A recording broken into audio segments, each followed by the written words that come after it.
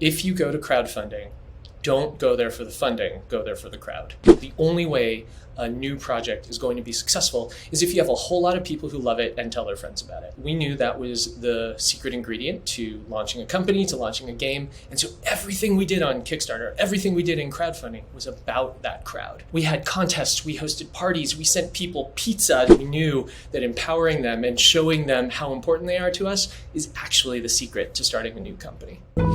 Business Casual. From Morning Brew, this is Business Casual, bringing you conversations with people you know, and some you may not know yet, to make business less intimidating. Because money talks, but it does not have to be dull. I'm your host, Nora Lee. Now let's get down to business. When our guest today, game designer Elan Lee, set out to create a new card game, he knew that it had to do two things. One, it had to be easy to learn. I agree. I will never be the person to read and translate lengthy instructions to my friends. No, thank you. And number two, the game should not be entertaining in itself. Instead, the game should make the people you're playing with entertaining. Essentially, he loves making games where you don't have to think too hard and you get to laugh with your friends and learn quirky things about them. And so it was with this in mind that he and co-founder Matt Inman, who is also the creator of the Oatmeal, launched Exploding Kittens into the world. That's a card game that became the #1 most backed project in Kickstarter history and has since sold over 11 million games. Not bad, considering that they planned to raise $10,000 to make a game and ended up raising $9 million and started a whole company called Exploding Kittens.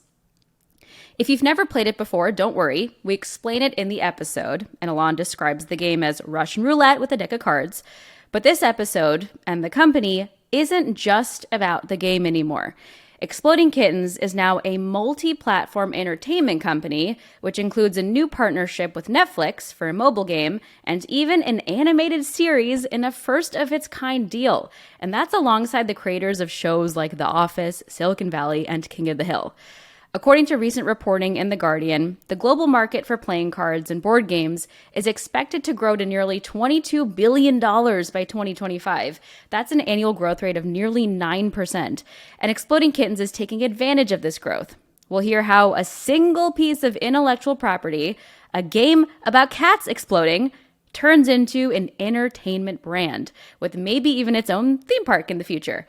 If you have a nugget of a creative idea and want to explode it into something huge, this episode is for you. The process from idea to empire is fascinating. That is next after the break. Understanding finance is like always having gum in your pocket. It can help you out in a lot of different situations.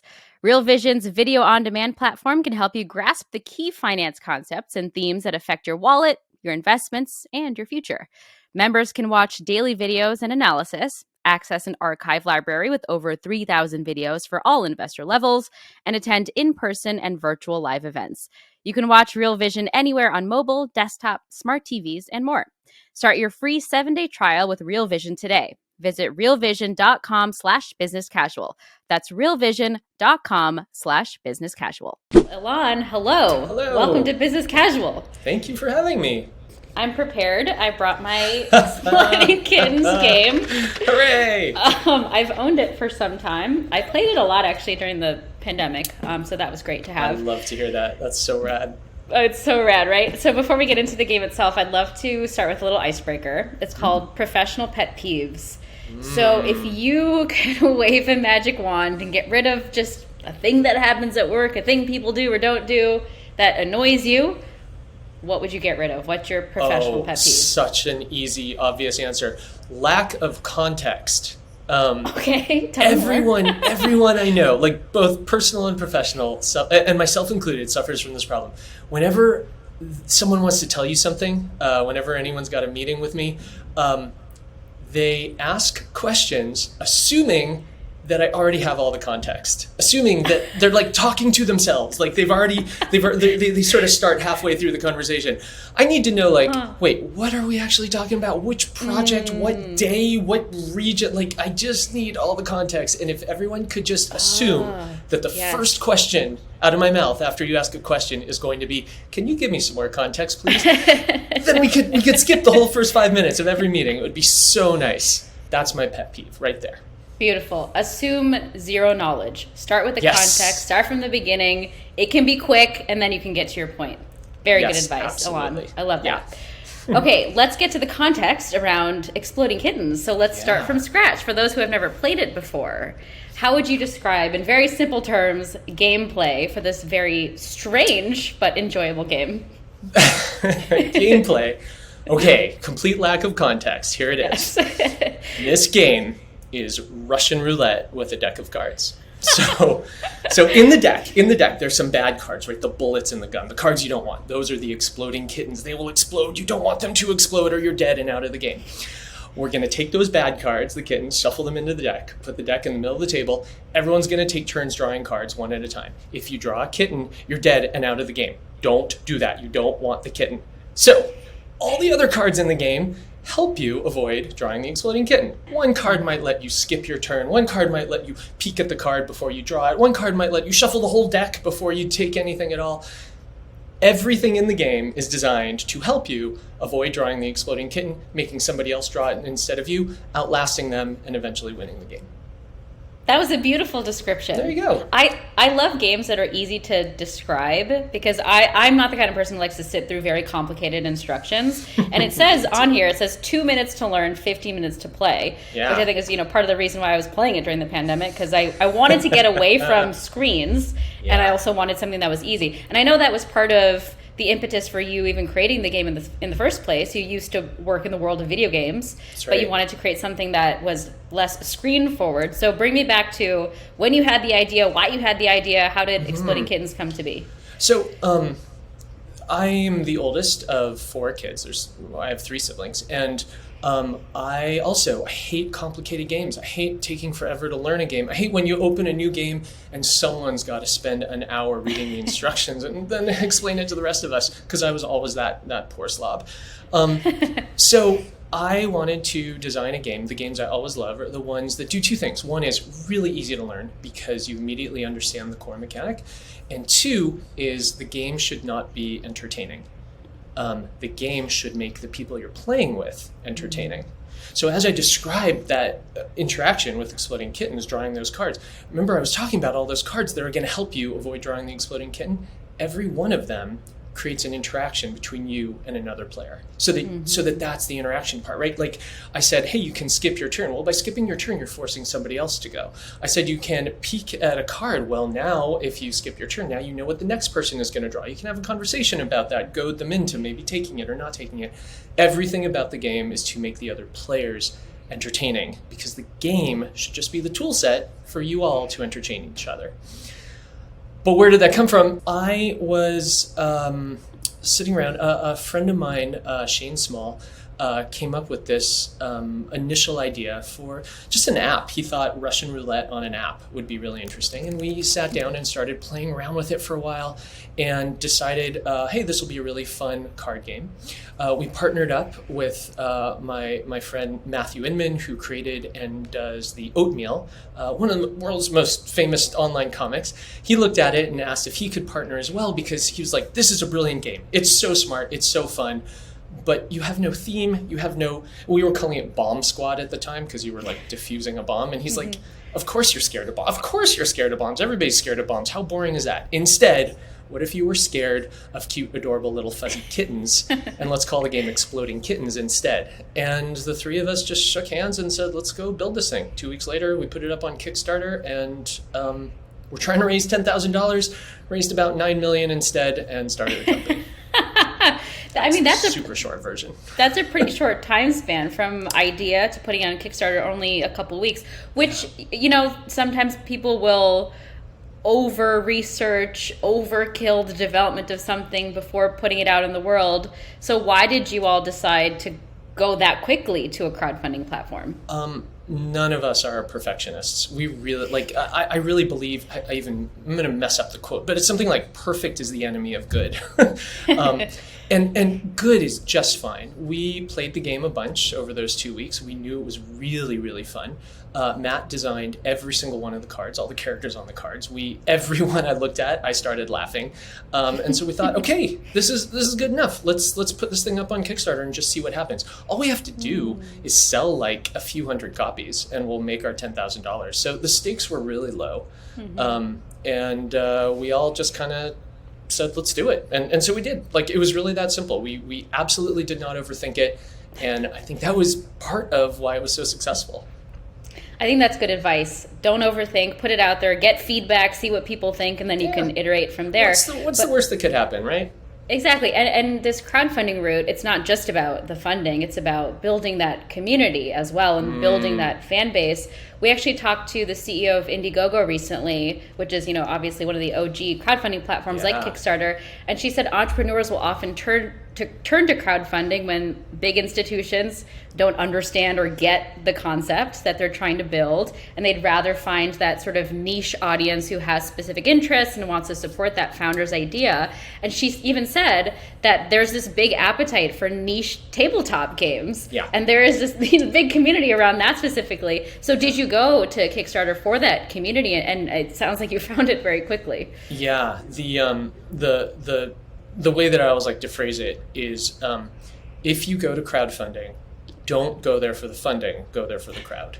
And it's so important, right? Like, we knew that we didn't need much money. And even once we raised like a few $1 million on Kickstarter, we knew it wasn't about the money. We knew it was about the crowd. The only way a new project is going to be successful is if you have a whole lot of people who love it and tell their friends about it. So we knew that was the secret ingredient to launching a company, to launching a game. And so everything we did on Kickstarter, everything we did in crowdfunding was about that crowd. We had contests, we hosted parties, we sent people pizza, and we just we had them submit photographs of, like, we have a character in our game called Taco Cat, which is my favorite character because he's a palindrome, right? Taco Cat backwards and forwards, same word. And so we put out to the community, we said, hey, you know what? A normal crowdfunding campaign would say, if we raise $1 million, we'll upgrade the game for everybody. We're like, no, we're going to upgrade the game for everybody if you send us pictures of a real Taco Cat. And they did, right? They did. They dressed their cats up as tacos and sent us pictures. And that's why we upgraded the game. And we just kept creating new challenges, not because we wanted to see pictures of Taco Cat, but because we wanted to build that crowd. And we knew that empowering them and showing them how important they are to us is actually the secret to starting a new company. And you're building the brand because it's a weird game and you guys are kind of weird, quirky people. So you're showing that with your marketing and community building tactics. I think that's so cool. So you raised nearly $9 million, way above what your goal was. What do you do with that money? How do you decide where $9 million gets allocated when that clearly was not part of the plan? Yeah, we got all these emails at the time from people saying, hey, do you want to buy a house? Do you want to come in on this timeshare for this resort? Like, all these people saying, here's how you can spend the money. The reality is we spent the money on the company. Like, a lot more than half of that went into just manufacturing. Another few million went into shipping those things. We decided that every time you open the box for the game, the box would meow. That stupid joke. Yeah, seriously, that is the world's dumbest joke, and that cost us $1 million. Like, just on and on and on the price tag went. And but again, it was an investment. Like, we spent almost all of that money on building the community, on saying, hey, you believed in us. We are going to ship you the best, most charming, amazing thing we possibly can, because we believe that this is the beginning of the relationship, not the end of it. Mm-hmm. And clearly it was, very much the beginning of a long relationship, because now there's 20 games under the Exploding Kittens umbrella. How did that happen? How did you decide, what are the other games that we need? How much did you use user feedback or player feedback in creating those games as well? So we have... There's two places that games come from. One is we invent a bunch of games internally.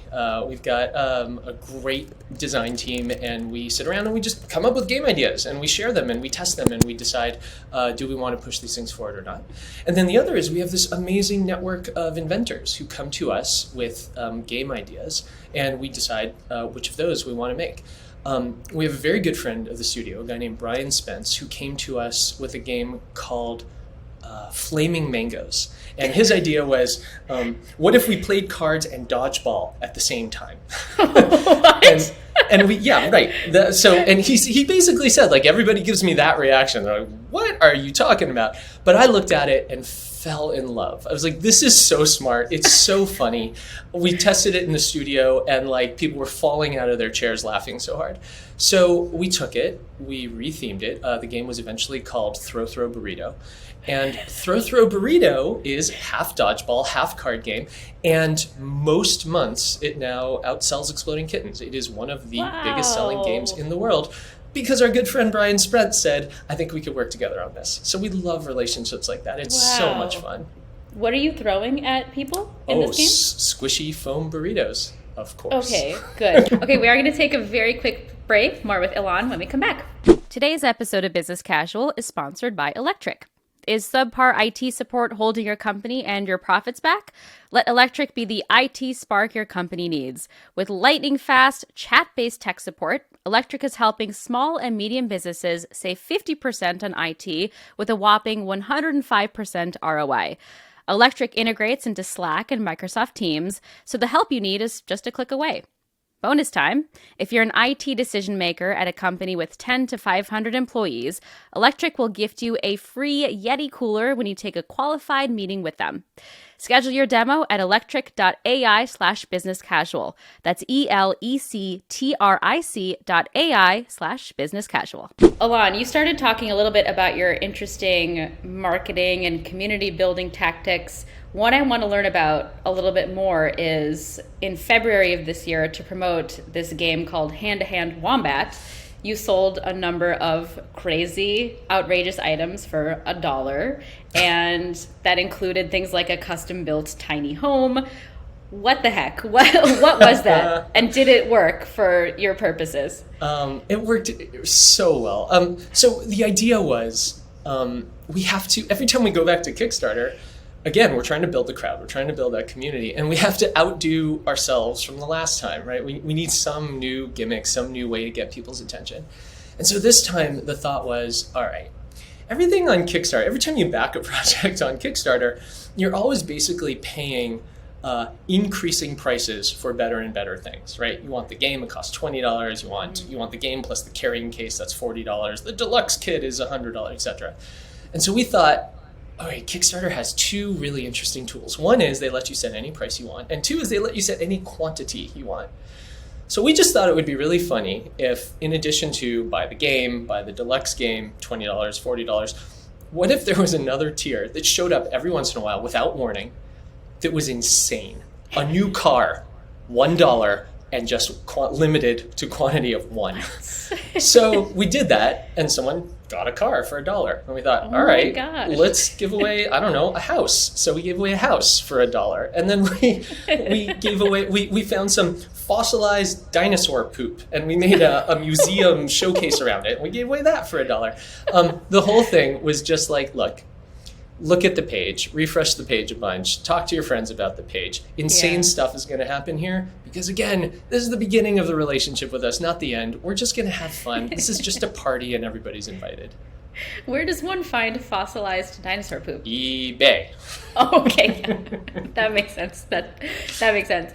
So these interesting tactics, you've got the Kickstarter. You also have a growing social community. I think around 6 million followers across social platforms, including a very active Reddit account. So there's clearly a lot of time and effort that's put into the social media strategy and the presence. And there's, clever memes and illustrations, people sharing tactics around how to play the games. Where did that strategy come from? Who's running these social accounts, and what is the goal on these social platforms for the games? The goal of all of them is, they're all working under this premise. One is we think we're entertaining and we like sharing that. So we'll just post a bunch of zany, wacky stuff.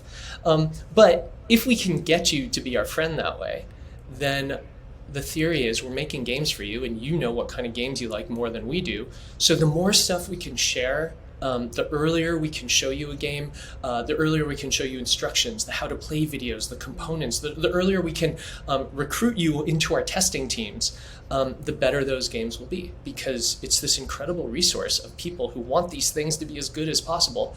Hey, that's exactly what we want, so let's work together, and it's very much win-win. You mentioned testing teams, and I want to learn more about that, but I guess more broadly, your approach to feedback from the community, because I know you take it very seriously. You're responding yourself to people's comments oftentimes. So how does that work? What is your process for collecting feedback and having actual users test out games? I think there's two platforms that we use. Platforms is the wrong word. There's two methods that we use. One is we just watch everything. I personally watch Reddit a lot. We have teams watching our Kickstarter community pages.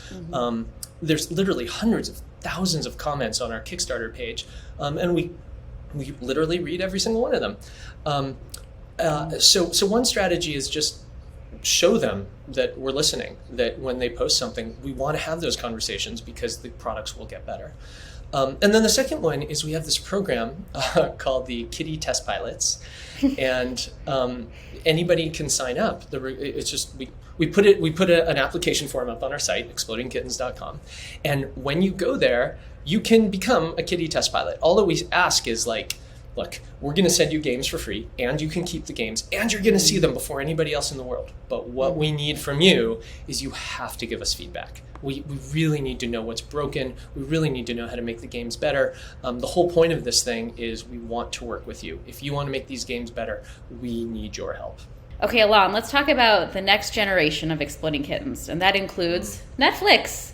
So you have a mobile game, and I opened it up on my Netflix app. There's a separate app I have to download to get to the mobile version of the game, so I still haven't done that yet. But there's also a series in the works. How did that come to be? Did Netflix approach you? And, I guess what's the broader plan with partnering with someone like Netflix? Yeah. Once the game got popular enough, we started to attract the attention of just some Hollywood powerhouses.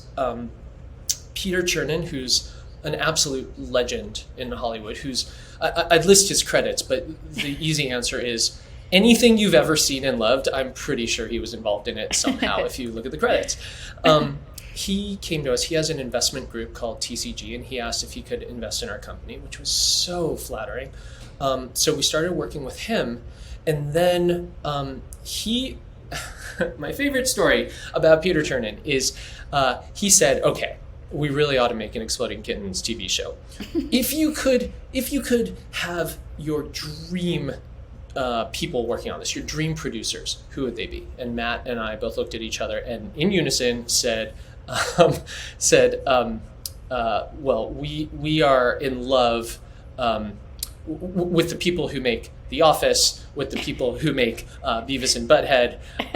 Yeah, if you can get that for us, if you can get that caliber of people, that would be incredible. And he said, well, that's a tough ask, but let me see what I can do. And the next day he called us up and said, can you come to my house? We have to have a meeting. And we went there, and sitting on his living room couch were Greg Daniels and Mike Judge. And they introduced themselves. They didn't need introductions, but they said, hey, Peter tells us you've got this incredible show and this incredible property and that we should be executive producers. So can you please pitch us? And so we did on the spot, and they both signed up. And so suddenly we had a TV show, an animated show called Exploding Kittens. And the executive producers were Greg Daniels, Mike Judge, and Peter Chernin. And everyone just lined up at that point. Netflix was the platform we were most in love with, and so we started working with them immediately. And now we've got a show in heavy production. It's like it's a daily process to churn out these episodes, but it's almost done. The show will be out next year. That is incredible. Did you have to do a lot of explaining as to what Exploding Kittens is, or was it well known enough that they sort of, got it right away in the concept of a show around it? We have this incredible luxury that people have heard our game and they've played it with their kids. And most people that we talk to have said, my kid loves that game. I can't believe I get to talk to you. And that's the best marketing in the world, because they're hearing it from inside their homes and from people that they want to impress, their own kids. So it's this really amazing thing. One of my favorite experiences with this company so far, I was traveling somewhere. I was in the airport. It was, and travel right now is really hard. Flights are getting delayed and canceled like crazy. And I was in this terminal, and the flight got canceled, and it was the last flight out, and everybody was grumpy. Everyone was just like in the worst mood because there were no other flights, and we were all stuck there for like 6 hours. So everyone's in a terrible mood, except for this one group of kids sitting on the floor in a circle, just laughing. And I couldn't help myself. I went over and looked over their shoulders, and they're playing Exploding Kittens. And it was the most incredible experience because it was this ocean of grumpy, and then these kids just having the times of their lives. And I just thought, we've transcended marketing. Like, we don't need to go, we've hit the tipping point, right? People have heard of this game. People are using it as their go-to source for joy. And again, not because the game is entertaining, because it's a tool set where they can entertain each other. Yeah, and to this idea of entertainment, I feel like the streamers and networks are looking more and more to IP like yours because, for various reasons, streamers are having their own struggles right now. There's consolidation, subscriber losses, market confusion even, all of that. But what power do you think brands like Exploding Kittens have now? It is IP like yours going to be that secret sauce where there is this already built-in loyalty, the brand recognition. Is this a way, you think, for these other entertainers, the streamers and TV networks to get ahead? Yeah, I think the challenge that most streamers have, that anybody who wants to build an entertainment platform has, is like, how do you get into people's homes? Like, how do you make a movie or TV show, a property, an anything, a clip that people are going to invite in? And I look at like the Marvel model, right? They spent years, decades building the cheapest thing they could do, comic books. Comic books are really easy. You can try 1 million of them. If they succeed, great. If they fail, whatever, move on to the next one. And once they established that audience, once enough people invited them into their homes, then, 50 years later, they can move on to movies because you want to know, what do those characters sound like? What world do they live in? What does it look like when they move? But they had to go through that step process, right? You have to start with the easy, cheap thing, and then you move on to the expensive thing because people are hungry for it.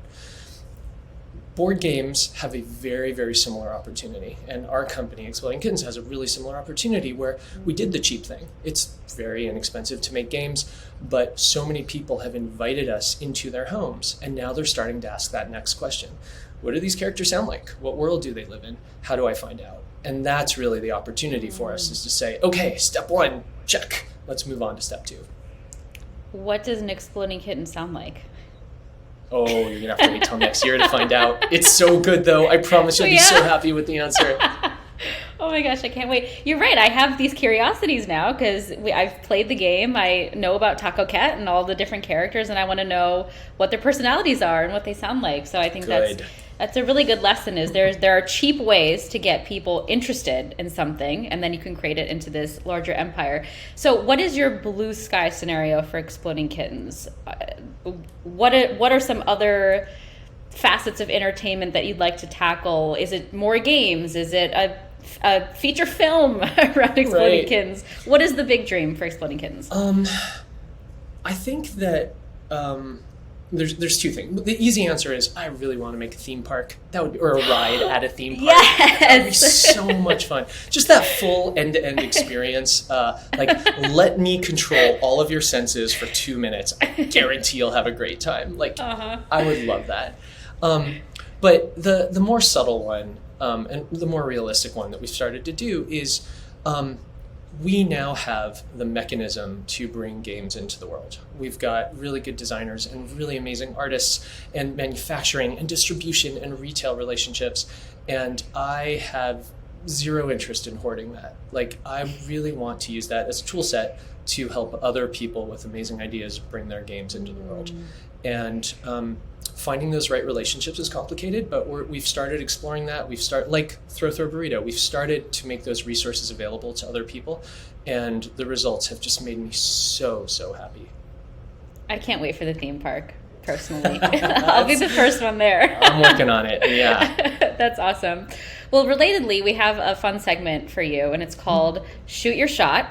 So this is where you tell me your moonshot idea, your biggest dream, your wildest ambition. You laid it out for Exploding Kittens, so it could be personal, it could be beyond Exploding Kittens. It is your chance now, Elan, to shoot your shot.